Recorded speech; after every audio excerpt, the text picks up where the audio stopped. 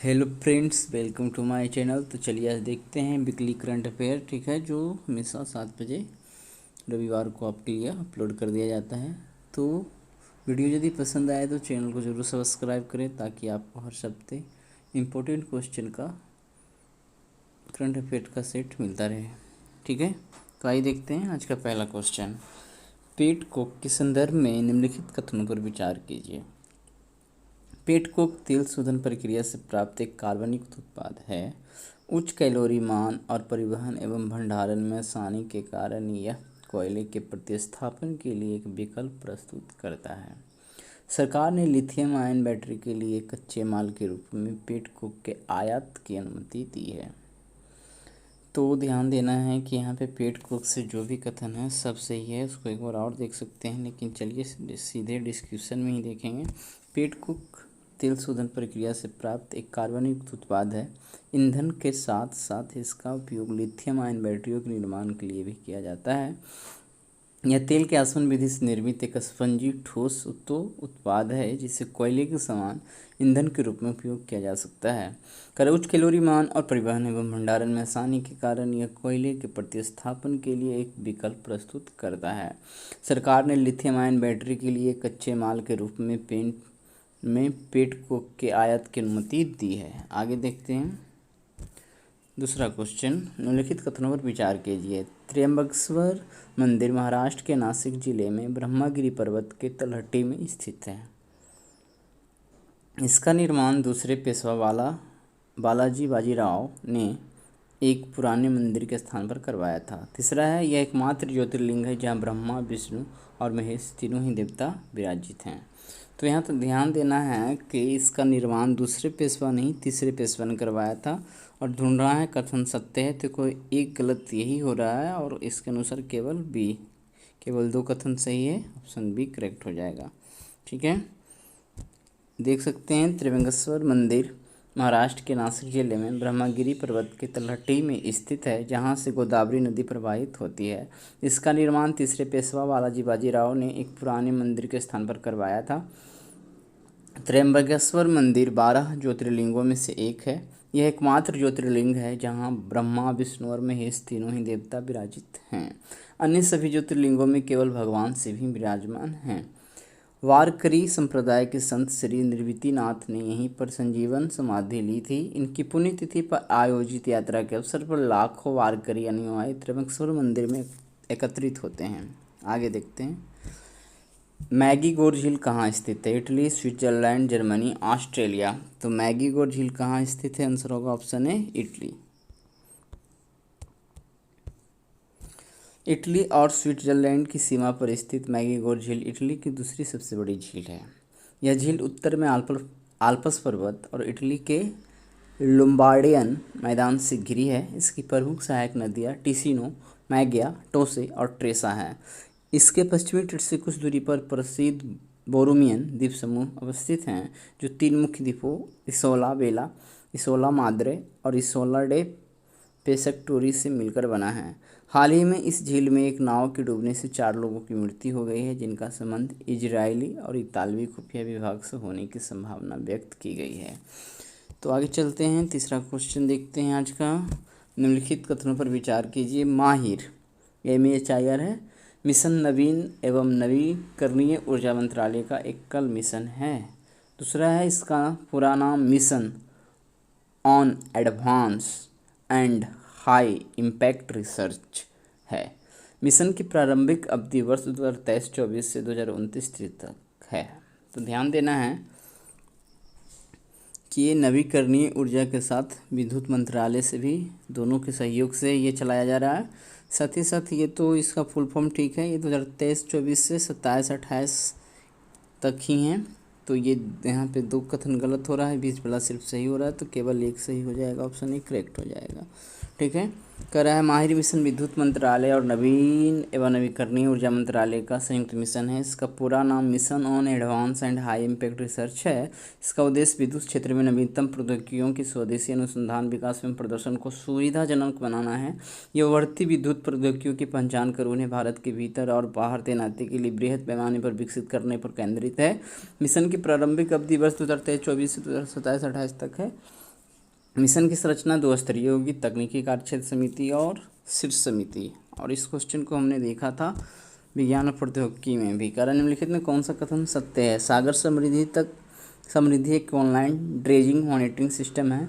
इसका विकास पतन, पोत, परिवहन एवं जलमार्ग मंत्रालय की तकनीकी शाखा, राष्ट्रीय बंदरगाह, जलमार्ग एवं तट प्रौद्योगिकी केंद्र द्वारा किया गया है। तो यहाँ पे दोनों कथन सही है और इसके अनुसार ऑप्शन सी करेक्ट हो जाएगा। ठीक है, कह रहा है सागर समृद्धि एक ऑनलाइन ड्रेजिंग मॉनिटरिंग सिस्टम है जिसका उद्देश्य पतन, पोत, परिवहन एवं जलमार्ग मंत्रालय के बेस्ट टू वेल्थ अभियान को गति प्रदान करना है। यह सिस्टम बंदरगाहों के इनपुट रिपोर्ट्स का समन्वय करेगा जिससे परिचालन लागत में कमी के साथ ही पारदर्शिता एवं दक्षता बढ़ेगी। यह ड्राफ्ट एंड लोडिंग मॉनिटर की पुरानी प्रणाली की तुलना में सुधार लाएगा। इसका विकास पतन, पोत, परिवहन एवं जलमार्ग मंत्रालय की तकनीकी शाखा, राष्ट्रीय बंदरगाह, जलमार्ग एवं तट प्रौद्योगिकी केंद्र द्वारा किया गया है। कोचिन बंदरगाह और मुंबई बंदरगाह द्वारा इस प्रणाली को अपनाया जा चुका है, जबकि न्यू मैंगलोर बंदरगाह एवं दीनदयाल बंदरगाह में यह परीक्षण स्तर पर है।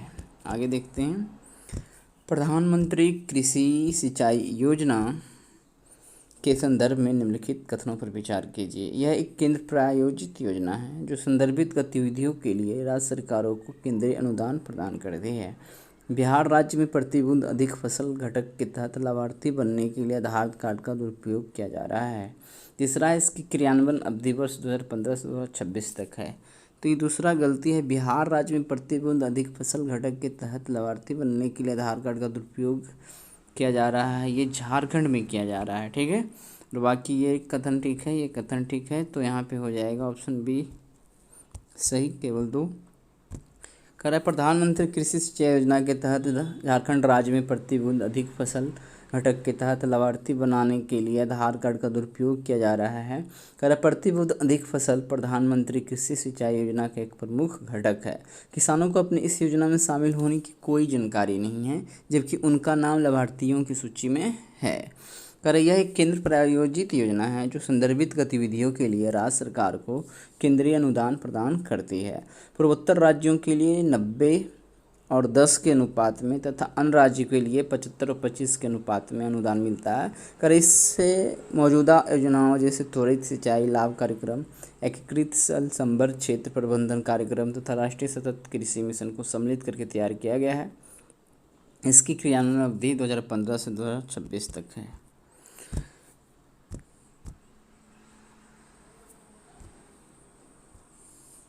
चलिए आगे देखते हैं, निम्नलिखित कथनों पर विचार कीजिए। हाल ही की रिपोर्ट के अनुसार भारत की 11% आबादी मधुमेह से पीड़ित है, जबकि 15.3% आबादी पूर्व मधुमेह से प्रभावित है।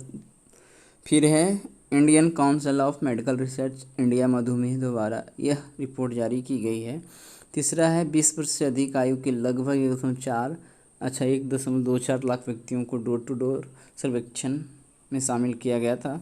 कह टाइप 2 मधुमेह को चाइल्डहुड डायबिटीज भी कहते हैं। तो यहाँ पे कौन सा कथन सही है? तो कथन सही तो ये है, लेकिन ये है कि टाइप 1 मधुमेह को चाइल्डहुड डायबिटीज कहते हैं। तो इस प्रकार से ऑप्शन ए सही हो जाएगा, 1, 2 और 3। ठीक है, आगे देखते हैं।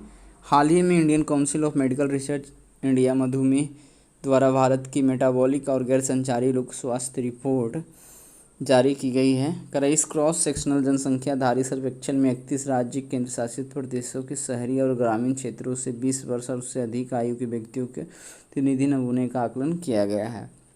रिपोर्ट के अनुसार भारत की 11% आबादी मधुमेह से पीड़ित है, जबकि 5.3% आबादी पूर्व मधुमेह से प्रभावित है। शहरी भारत में 6.4%, जबकि ग्रामीण आबादी में 8.9% जनसंख्या मधुमेह से पीड़ित है। और देख सकते हैं कि शहरी आबादी का लगभग 15.4% और ग्रामीण भारत का 15.2% प्री डायबिटिक चरण में है। कर सभी 31 राज्यों में जनसंख्या के एक यादृच्छिक नमूने में पाया गया है कि उत्तर प्रदेश में मधुमेह का प्रसार सबसे कम 4%, जबकि गोवा में सबसे अधिक 26.4% था। अध्ययन के परिणाम संबंधित राज्य सरकार के साथ साझा किए जाएंगे ताकि वे जनसंख्या के स्वास्थ्य में सुधार के लिए नीतियां बना सकें। कर वर्ष 1972 के बाद से देश में मधुमेह के प्रसार का ICMR का कोई अध्ययन नहीं हुआ है। कर उस समय शहरी भारत में 2.3% था और ग्रामीण भारत में 1.5% जनसंख्या मधुमेह से पीड़ित थी। यह अध्ययन पूरे देश में वर्ष 2008 और 2020 के बीच 5 चरणों में किया गया था, जिसमें प्रत्येक चरण में 5 राज्यों को शामिल किया गया था। सभी 7 पूर्वोत्तर राज्यों को एक चरण में कवर किया गया था। 20 वर्ष से अधिक आयु के लगभग 1.24 लाख व्यक्तियों को डोर टू डोर सर्वेक्षण में शामिल किया गया था।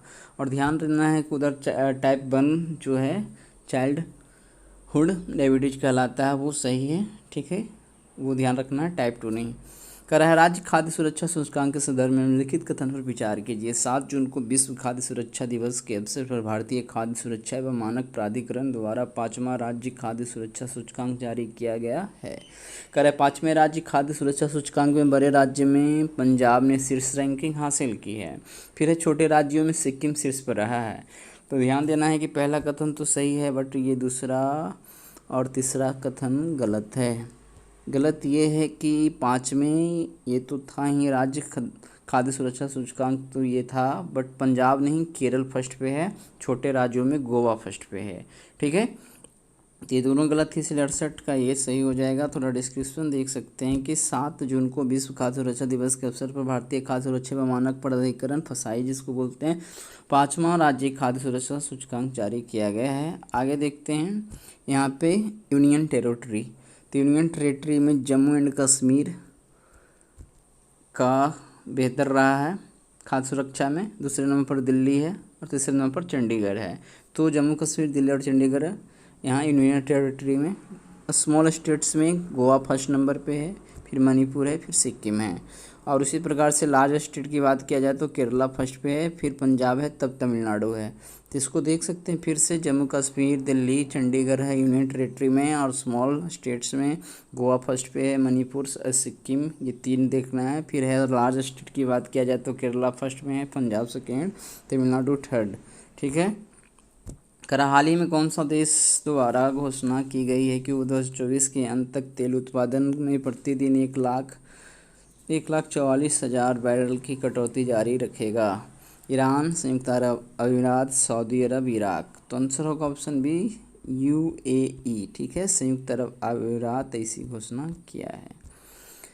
तो इसमें थोड़ा देख सकते हैं कि हाल ही में संयुक्त अरब अमीरात द्वारा घोषणा की गई कि वो 2024 के अंत तक तेल उत्पादन में प्रतिदिन 1,44,000 बैरल की कटौती जारी रखेगा। संयुक्त अरब अमीरात द्वारा ये फैसला OPEC प्लस की 35वीं मंत्रिस्तरीय बैठक में लिया गया था, ठीक है। चलिए यहाँ पे OPEC प्लस क्या है थोड़ा उसमें देखेंगे कि यह 23 तेल निर्यातक देशों का एक समूह है। इसमें 13 OPEC देश के अतिरिक्त अजरबैजान, बहरीन, ब्रुनेई, कजाकिस्तान, रूस, मैक्सिको, मलेशिया, दक्षिण सूडान और ओमान शामिल है। इन देशों का लक्ष्य तेल बाजार में स्थिरता लाने के लिए कच्चे तेल के उत्पादन को समायोजित करने के लिए मिलकर काम करना है। तो OPEC देश कौन कौन है वो हम देख सकते हैं इस लिस्ट में कि यहाँ पे लीबिया दिख रहा है, अल्जीरिया दिख रहा है, वेनेजुएला दिख रहा है, थोड़ा कम छोटा दिख रहा होगा, नाइजीरिया दिख रहा है, इक्वेटोरियल गुयाना दिख रहा है, अंगोला दिख रहा है, इधर इराक दिख रहा है, ईरान दिख रहा है, कुवैत दिख रहा है, UAE है, सऊदी अरब है और कांगो है, साथ ही साथ में गवान है। तो ये यहाँ पे 13 देश जो है OPEC का मेन सदस्य है। OPEC प्लस में और एक्स्ट्रा 10 वहाँ सदस्य हमने देखा था यहाँ पे ये, ठीक है, ये देख रहा हो, ये जो देख रहे हैं ये। आगे देखते हैं, निम्नलिखित कथन पर विचार कीजिए। हिमालय भूरा भालू का वैज्ञानिक नाम उर्सस आर्क्टोस इजाबेलिस है। करई मुख्य रूप से भारत, पाकिस्तान, अफगानिस्तान के उत्तरी भागों के साथ साथ पश्चिमी चीन और नेपाल में भी पाया जाता है। करई यह IUCN की लाल सूची में गंभीर रूप से संकटग्रस्त की श्रेणी में है। यहाँ 3 कथन हमने देखा, तीनों कथन जो है एक तरह से सही ही हैं, इसलिए यहाँ गलती नहीं है, तो ऑप्शन डी यहाँ पे करेक्ट हो जाएगा। 70वां क्वेश्चन यानी 10वां क्वेश्चन। कर हिमालय भूरा भालू का वैज्ञानिक नाम उर्सस आर्क्टोस इजाबेलिस है। यह हिमालय क्षेत्र का सबसे बड़ा स्तनधारी है जिसकी लंबाई लगभग 7 फुट तक होती है। करई मुख्य रूप से भारत, पाकिस्तान, अफगानिस्तान के उत्तरी भागों के साथ साथ पश्चिमी चीन और नेपाल में भी पाया जाता है। यह IUCN की लाल सूची में गंभीर रूप से संकटग्रस्त की श्रेणी में और साइट्स की अनुसूची 2 में शामिल है।